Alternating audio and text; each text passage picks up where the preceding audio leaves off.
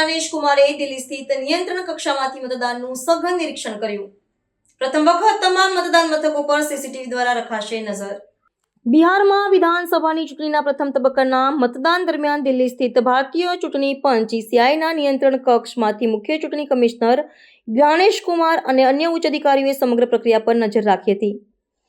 પ્રથમ વખત તમામ મતદાન મથકો પર લગાવવામાં આવેલા સીસીટીવી કેમેરાના માધ્યમથી તેઓ સંપૂર્ણપણે મતદાનની ગતિવિધિઓનું નિરીક્ષણ કરી રહ્યા હતા.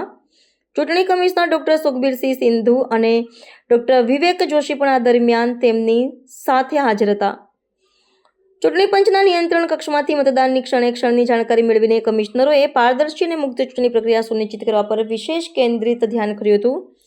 આ વ્યવસ્થા દ્વારા કોઈ પણ મતદાન મથકે અનિયમિતતા કે કાયદો અને વ્યવસ્થાની પરિસ્થિતિ બગડવાના કિસ્સામાં ત્વરિત પગલાં લેવાનું સરળ બન્યું હતું. નાયબ મુખ્યમંત્રી વિજયકુમાર સિન્હાના કાફલા પર હુમલાની ઘટના સહિત અન્ય ફરિયાદોના સંદર્ભમાં મુખ્ય ચૂંટણી કમિશનરે તત્કાળ પગલાં લેવા માટે પોલીસ મહાનિર્દેશકને સૂચના આપી હતી. ચૂંટણી પંચે સ્પષ્ટ કર્યું છે કે 100% મતદાન મથકો પર સીસીટીવી દ્વારા દેખરેખ રાખીને ચૂંટણીની અખંડિતતા જાળવવાની આ પહેલ લોકશાહી પ્રક્રિયામાં સુધારા માટેનું એક મોટું પગલું છે.